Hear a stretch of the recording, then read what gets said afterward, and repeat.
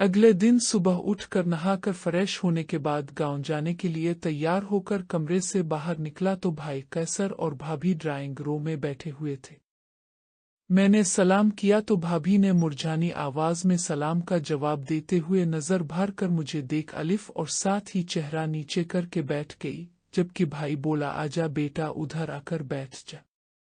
ये कहकर भाई कैसर ने भाभी की तरफ देखते हुए कहा शाइस्ता जाकर यासिर के लिए नाश्ता बना कर ला। भाई के सामने मैं ये भी नहीं कह सकता था कि मैं सूफी के पास जाकर नाश्ता करूंगा, इसलिए मैंने भाभी को कहा कि मेरे लिए ब्रेड बना लेना। भाभी के जाने के बाद भाई बोला अबू कह रहे हैं कि परसों कला दीदार सिंह जाकर नाजी को ले आफ किया ख्याल है। मैं चला जाऊं या फिर तुम जाओगे? मैंने कहा मेरे पास तो इतना टाइम नहीं है क्योंकि मैं जमीनों के सिलसिले में मसरूफ हूँ, वैसे भी आप बड़े हैं, आपका भी हक बनता है कि है आप और भाभी दोनों जाकर नाजी को ले आए। भाई ने हम कहकर कहा ठीक है मैं और शाइस्ता चले जाएंगे, मगर वो डेरे वाला काम इनका हुआ है, जमीन पर मिकनी काश्त करनी थी, इसका मौसम भी निकलता जा रहा है। मैंने कहा इसकी फिक्र ना करें, मैं उसी तरह गांव जा रहा हूँ, शादी को कहकर मकई काश्त करवा लूंगा, बाकी जो डेरे की इमारत ज़ेर तामीर है इसका काम भी जल्दाल ही शुरू हो जाएगा। भाई ने हम कहकर खामोश होने के बाद मैंने कहा भाई एक बात पूछो। भाई बोला हाँ पत्थर हो छे। मैंने कहा भाभी इतनी कमजोर क्यों नजर आ रही है, उनकी तबीयत तो ठीक है? भाई बोला बस यार किया बताऊं, ऊपर वाले ने खुशखबरी दी थी मगर अचानक शाइस्ता की तबीयत खराब हो गई तो इसका अबर्शन करवाना पड़ गया। भाई की बात सुनकर मैं दिल में शुक्र अदा करते हुए भाई से अफसोस और हमदर्दी का इजहार करते हुए बोला ये तो बड़े अफसोस की बात है, अब आबे छूटिए को किसी अच्छे डॉक्टर के पास ले जाते, इतनी जल्दी क्या हो गया? मुझे तो पहले ही इस बात का शक था कि इसी मसले की वजह से भाभी की तबीयत खराब हुई है। अब भाभी को गौर से देखने पर मालूम पड़ रहा था कि वो अच्छी खासी तकलीफ से गुजरी है, क्योंकि भाभी पहले की निस्बत काफी कमजोर दिखाई दे रही थी, इसका गुलाबी चेहरा पीला पड़ चुका था, नाक पर सियाबियां पड़ी सुआद उफ नजर आ रही थीं, आंखों के नीचे भी सिया घेरे पड़े हुए थे। भाई के साथ नजरें मिलते ही मैंने नजरों का रुख फेर लिया। भाभी नाश्ता लाकर हुआ की तरफ देखते हुए बोली मैं कमरे में जा रही हूँ। भाई बोला बात सुनो, यासिर ने कहा है कि मीम दोनों नाजी को लेने जाएंगे, इसलिए तुम तैयारी रखना, हम परसों जा रहे हैं। भाभी ने आहिस्ता से अच्छा कहकर कमरे की जानिब चल पड़ी। इस दौरान मैंने नोट किया कि भाभी में वो पहले वाली फीलिंग नजर नहीं आई, जैसे मुझे देखते ही उसकी आंखों में बोस के दौरे दौड़ने लग जाते थे। आज वो मेरी तरफ देखती और साथ ही नजरों का रुख बदल लेती। उसके अलावा इसके चेहरे पर सोए गुस्से के कुछ नजर नहीं आया। बच्चा ज़ाय होने की जितनी मुझे खुशी हो रही थी, इससे कहीं ज्यादा भाभी छूटिए का दुख भी हो रहा था, क्योंकि बच्चे को लेकर वो कितनी संजीदा हो चुकी थी, उसका वो रूप भी मैं देख चुका था। अब बच्चा ज़ाय हो चुका था, शायद इसीलिए वो मुझ पर गुस्सा थी। भाभी के जाने के बाद नाश्ता करने के दौरान हमारे दरमियान नॉर्मल बातें होती रही। नाश्ते से फारिग होकर मैं गार्ड्स के हमरा गांव की तरफ रवाना हो गया। रास्ते में सूफी की कॉल आई कि नाश्ता नहीं करना।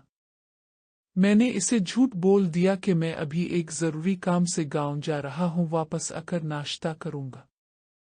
सूफी मेरे पर जाने पर नाराजगी का इजहार करती रही। डेरे पर पहुंचा तो शादी मुझे देखकर बहुत खुश हुआ। वहां पर मौजूद कुछ खास बंदों नूनगुना से मिलने के बाद शादी के हमरा माजू के कमरे की तरफ चल पड़ा। कमरे में दाखिल हुआ तो माजू आंखें बंद किए लेटा हुआ था। सेहत से काफी कमजोर नजर आ रहा था। हमारे आने की आयत सुनकर इसने आंखें खोलकर हमारी जानिब देखा। मुझे देखते ही खुशी से इसका चेहरा खिल उठा। मैं तेजी से आगे बढ़ा और माजू के ऊपर झुककर उसके गिले लगकर गुल्लुगीर लहजे में बोला केस अलिफ है मेरा जिगर। माजू भी गुल्लुगीर लहजे में बोला जैसा छोड़ कर गया था वैसा ही हूँ। मैंने कहा, फिक्र ना कर, मैं आ गया हूँ ना नूनगुना। अब अपने यार को अच्छे से अच्छे डॉक्टर के पास लेकर जाऊंगा, जहां मेरा जिगर पहले जैसा ठीक होकर चलने फिरने लगेगा। माजेओ ने रोते हुए लहजे में कहा, नहीं यार, मुझे खुशफहमियों में मुब्तला न कर। मुझे पता है कि अब मेरी बाकी की जिंदगी अलिफा से छूटिए बिस्तर पर पड़े गुजरती है। मैंने कहा, नहीं मेरी जान, ऐसे कैसे गुजारनी है। मुझे चाहे अपना अब भी क्यों ना बेचना पड़े, अपने यार का अच्छे से अच्छे डॉक्टर से चेकअप करवाऊंगा। क्या तुझे मुझ पर भरोसा नहीं है जो ऐसी बातें कर रहा है? माजू बोला, भरोसा तो है, मगर मुझे अपनी हालत का अंदाजा हो रहा है ना। मुझे यूं महसूस होता है कि मेरा निचला धाड़ है ही नहीं। मैं माजहो से अलग होकर उसका माथा चूम कर बोला, फिक्र ना कर, मैं कह रहा हूं कि तुम पहले जैसे फुटबात हो जाओगे। माजू शायद अलिफ पन्नी हालत से मायूस हो चुका था। मेरी तसल्लियों के बावजूद वो अपनी बात दोहराते हुए बोला, नहीं मेरे यार, अब मेरे नसीब में सारी जिंदगी यूं ही बिस्तर पर पड़े रहना लिखा है। शादी गुस्से से बोला, इसी वजह से मैं उसके पास कम आता हूँ। इसे समझा सिमझेकर थक गया हूँ कि हिम्मत मत बार, मगर उसके दिमाग में मेरी कोई बात ही नहीं आती।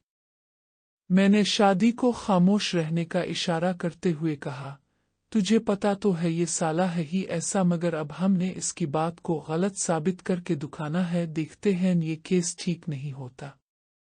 ये कहकर मैं माजू का हाथ पकड़कर चूमते हुए बोला, मेरी जान, मायूसी कुफ्र होती है, इसलिए ऊपर वालिस बड़ी अच्छी उम्मीद रखो, वो चाहे तो कुछ भी हो सकता है। माजू ने गहरी सांस लेकर कहा, चुल्लू देखते हैं क्या बनता है। मेरा खैर, मेरी छोड़ तो ये बता, इतने दिन कहाँ गायब रहा था? माजू की बात सुनकर मैं समझ गया कि शादी ने इसे मेरे बारे में नहीं बताया। मैं मुस्कुराते हुए बोला, बस यार, चौधरी साहब ने एक जरूरी काम से मुझे लाहौर भेजा था। रात को ही वापस लूटा हूं तो सुबह होते ही तुझसे मिलने चला आया। माजू बोला, मैंने काफी दफा शादी से तेरा पूछा था, मगर इसने मुझे सीधी बात बताई ही नहीं कि तुम किधर हो। शादी ने माजू को झूठते हुए कहा, तेरा अपना रोना खत्म होता तो तुझे कुछ बताता। जब भी तीरैप इस आता हूं, बर वक्त मरने का रोना रोता रहता है। माजू ने गहरी सांस लेकर मायूस कुन अंदाज में कहा, मैं तो जिंदा लाश हूं, अब तो बस सांस निकालना बाकी रह गया है। शादी गुस्से से बोला, देखना, उसकी सुई वहीं पर आड़ी है। दिल तो करता है कि मैं खुद इसे मीमर कर तेरी इस मरने वाली ख्वाहिश को भी पूरा कर दूं। माजू बोला, मार देना, ये तो मुझ पर एहसान कर देगा। मैं हंसते हुई बढ़िए बोला, अभी तो बंद कमरे में पड़ा है, इसलिए मरने की बातें कर रहा है। जब इसको लंदन ले जाकर वहां की मैम दिखाई जांग छूटिए तो ये खुद ही खड़ा हो जाएगा। शादी ने मुट्ठी बनाकर हुआ में उछालते हुए कहा, क्या खड़ा होना है?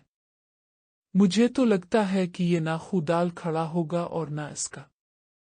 शादी की बात सुनकर मैं हंसते हुए बोला, नहीं यार, तुम देखना, ये खुद भी खड़ा हो गया और उसका अलिफ सीन से पहले खड़ा होगा। बस एक सोहनी सी मैम को इसके सामने लाना होगा। माजू फीकी मुस्कुराहट से बोला, कर लो मजाक जितना कर सकते हो, अब तुम लोगों का टाइम है, इसलिए जो बोलना है बोल लो। शादी बोला, देख कैसे ड्रामे कर रहा है, जैसे बेवा औरत रोते रोती है। माजू बोला, बॉय, तो अनकरीब तुम होगे, जब तेरा यार मर गया ना तो तब तुझे एहसास होगा। शादी गुस्से से बोला, बुरानी अपनी जल्दी खत्म नहीं होती, इसलिए फिक्र ना कर, अभी तुझे बड़ा लंबा जीना है। काफी देर तक हमारे दरमियान नोक झोंक बंसी मजाके होता रहा। माजू जान बूझ कर शादी को कोई ना कोई ऐसी बात कर देता जिससे शादी चढ़कर इसे गंदी गालियां देना शुरू कर दियत। अलिफ माजू गालियां सुनकर हंसता रहता। देखने वाला शायद ये समझता कि हम लड़ रहे हैं, मगर हमारी लड़ाई में भी मोहब्बत झलकती थी। मजीद कुछ देर बाद मैंने शादी को कहा, यार, मुझे उन नए मेहमानों से तो मिला दो, जरा उनसे भी थोड़ी बहुत गुपशप हो जाए। माजू बोला, कौन से मेहमान? मैंने कहा, वही जिनकी वजह से तुम्हारी ये हालत हुई थी। उनमें से कुछ नए बंदे आए हैं, मैं उनसे मुलाकात करने का कह रहा हूँ। शादी ने मेरा हाथ पकड़कर बोला, चल आजा, पहले उनसे मिल आते हैं, ये तो उधर ही है। मैं नस्ती हुए बोला, हम आते हैं अभी। ये कहकर कमरे से बाहर निकला तो मैंने शादी को कहा, यार तुमने ये तो बताया ही नहीं कि जमीनों पर अब कौन के बंदे मौजूद हैं। शादी बोला, कुछ अपने बंदे हैं और कुछ तेरी मशूक आंटी के। मैंने शादी को झूठते हुए कि अलिफ ये क्या मशूक आंटी लगा रखा है, सीधी तरह भोंग के सबीहा खातून के बंदे हैं। शादी बोला, काका अब वो सबीहा खातून नहीं रही बल्कि तेरी मशूक आंटी बन गई है। मैं हंसते हुए बोला, आइंदा इससे बताऊंगा कि तुझे आंटी बोल रहा है। शादी बोला, नहीं मशूक आंटी बोलना। मैंने कहा, ओके अब इसी बात पर कायम रहना, तेरे सामने ही इसे कहूंगा कि शादी तेरे बारे में ये कहता है। शादी बोला, जो बात करता हूं इस पर कायम भी रहता हूं। मैंने कहा, लग जाएगा पता कि इस घर में कितना दम है। तभी एक कमरे के पास रुक कर शादी बोला, जिसने तुझे फुटबॉल करके उधेड़ा था पहले इससे मिलता है या इसके दूसरे दो साथियों नुनगुना से। मैंने शादी को झूठते हुए कहा, क्यों मुझे गुस्सा दिला रहा है कि मैं अभी इसको ठोक दूं। शादी ने दरवाज़ा खोलते हुए कहा, यही तो मैं चाहता हूं कि इस मुसीबत से मेरी जान छेड़ो। कमरे में दाखिल होकर जफरी पर नज़र पड़ते ही मैंने शादी की बात को नज़रअंदाज करके इसकी जानिब बड़ा। जफरी चारपाई पर लेटा हुआ था, शक्ल से 10 बरसों का बीमार नजर आ रहा था। मजबरे नजर पड़ते ही उसके चेहरे पर दहशत की बजाय इसके होंठों पर तंजिया मुस्कुराहट नमूदार हुई। इसकी मुस्कुराहट ने मेरे जख्म पर नमक छिड़कने का काम किया। मैंने मुट्ठियां भींचते हुए खुद पर कंट्रोल करते हुए गहरी सांस लेकर आगे बढ़ते हुए कि तेरी मुस्कुराहट बता रही है कि तुझे अपने जिंदा रहने की खुशफहमी है, मगर तेरी ये खुशफहमी दूर करने के लिए ही आया हूं। जफर छोटिए बदस्तूर चेहरे पर मुस्कुराहट सजाए तहम्मुल मिजाजी का मुजाहरा करते हुए बोला, इसके अलावा तुम कर भी किया सकते हो। वैसे भी मेरे को मार कर कौन सा तुम टेनिसमैन बन जाओगे। और रही मेरी खुशफहमी की बात, तो मेरी खुशफहमी इस दिन भी दूर होगी छोटिए थी जब तुमने बुज़दिलाना वार किया था। मैं इस गलत फहमी में था कि तुम मर्दों की तरह मेरा मुकाबला करोगे, मगर तुम तो सोच से भी बढ़कर बुज़दिल निकले। अगर तुम मर्दों की तरह मुकाबला करते हुए मुझे ज़ेर करते तो मैं मौत को भी फ़ख्र से कबूल करता कि मेरी मौत किसी मर्द के हाथों हुई है। मुझे मालूम है कि तुम मुझे मारने ही आए हो और मुझे अपनी मौत की कोई परवाह भी नहीं है, मगर अफसोस बस यही है कि मैं जिस मौत को पसंद करता था वो मौत मेरे नसीब में नहीं लिखी। जफरी का अंदाज बयां और अलिफ सीन की दीदा दिलेरी देखकर मैं दिल में इसकी तारीफ किए बगैर ना रह सका। इसकी बातें मुझे गुस्सा दिला रही थीं। मैंने जल्दी से शादी का हाथ पकड़ते हुए कहा, नहीं शादी बोलने दे इसे, हम बहादुर लोगों की इज्जत करते हैं और उसकी बहादुरी देख कर मुझे गुस्सा नहीं आ रहा बल्कि खुशी हो रही है, और उसकी बहादुरी का इसे ये इनाम देता हूं कि अब इसकी ख्वाहिश के मुताबिक इसे मौत दूंगा। ये कहकर मैं जफरी के करीब होकर उसके गाल थपथपाते हुए बोला, बेटा तुमने मुझे बुज़दिल कहा, मैं बुज़दिल हूं या शेर हूं, अब तेरी ये गलत फहमी दूर करूंगा। अगर तुझे जान से मारना मकसूद होता तो अब तक तुम जिंदा ना होते। मैं चाहूं तो अबे छूटिए 1 सेकंड में तेरा काम तमाम कर सकता हूं, मगर मैंने तुझे किसी मकसद के लिए जिंदा रखा हुआ था, मेरा मकसद पूरा करने की ख्वाहिश तुमने खुद ही जाहिर कर दी है, इसलिए अब मुझे शिद्दत से तेरे तंदुरुस्त होने का इंतजार रहेगा। जब तक तुम ये कहने के काफ अहल नहीं हो जाते कि मैं पहले की तरह फुट हूं, तब तक तेरी सांसें चलती रहेंगी। तुझे फाइटर होने का जो घमंड है, इसके मन के साथ साथ तेरी गर्दन भी तोड़ूंगा, ये मेरा तुझसे वदा है। बस जल्दी से ठीक हो जा, फिर मैदान भी होगा, घोड़ा भी होगा, जो जीतेगा वही सिकंदर होगा।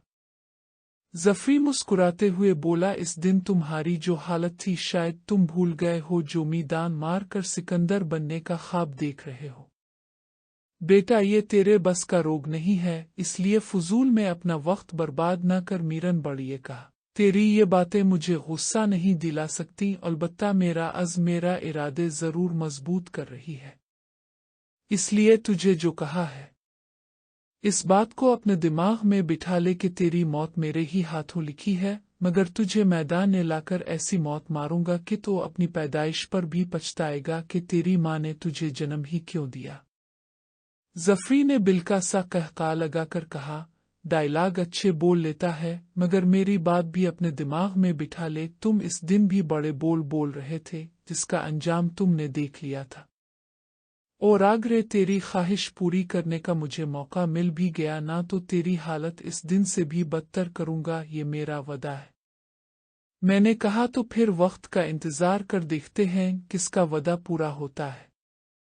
शादी गुस्से से बोला, और क्या वदा लगा रखा है, ठोक दे साले को, फजूल में सर दर्द लगा रखा है। अगर तुमने इसे नहीं मारना तो मैं इसे ठोक देता हूँ, खामखा में बोझ बना हवा। शादी का हाथ हथियार की तरफ जाता देखकर मैंने इसे पकड़ते हुए कहा, नहीं शादी, तुझे मेरी किस्म, इसे कुछ नहीं करना, बल्कि अब ये मेरा और उसका मामला है, इसलिए तुम पेच में मत आओ। मैं सबीहा खातून से बात करता हूँ कि इसे बिस्तर से बनाकर शफ्त काफ रवा कर उसका इलाज शुरू करवाए, फिर देखते हैं किसमें कितना दम है। ये के कर मैं शादी का हाथ पकड़े कमरे से बाहर आया तो अदा फिर से मुझ पर गुस्सा होने लगा कि फजूल में आना का मसला बनाकर टाइम बर्बाद कर रहे हो। मगर मेरे दिमाग में पहले ही इससे फाटे करने की बात आ चुकी थी। उसकी बातें सुनकर अब मेरा इरादा मजीद पुख्ता हो गया था कि अब चाहे कुछ भी हो, मुझे इसे फात में बुरा कर उसका जरूर तोड़ने के साथ साथ अपने ज़मीर को भी मुतमईन करना है। वहां से निकलकर हम दोबारा माजू के पास आकरा सीन से हंसी मजाक करने लग गए। इस दौरान फोन की बेल बजी तो मैंने मोबाइल निकाल कर नंबर देखा तो साथ ही शादी से नजरें चुराने लगा। मेरी कैफियत को परखते ही शादी बोला, आ गया मशूक आंटी दी, फोन जा बाहर जाके सुन ले, कोई गंदी गिल सी करनी हुएगी। शादी ने फिर कहा, आ गया मशूक आंटी दी, फोन जा बाहर जाके सुन ले, कोई गंदी गिल करनी हुएगी। मैंने शादी को झूठते हुई वहीं बैठे कॉल अटेंड कर ली। दूसरी जानिब से सबीहा खातून बोली, हाँ जी जनाब, क्या हो रहा है। मैंने कहा, मम साहिब मैं शादी के पास गांव आया हूँ। सबीहा खातून बोली, मैंने तुम्हें मना भी किया था कि जब तक तुम पूरी तरह ठीक नहीं हो जाते घर से बाहर नहीं जाना, फिर भी तुम गांव आ गए, पता नहीं यासिर तुम कब सुधरोगे। मैंने कहा, मम साहिब माजू से मिलने को दिल कर रहा था, इसलिए आ गया था। मेरे बार बार आमम साहिब कहने पर सबीहा खातून बोली, शादी तुम्हारे पास बैठा है। मैंने कहा, जी मम, अभी मैं उन्हें के पास ही हूँ।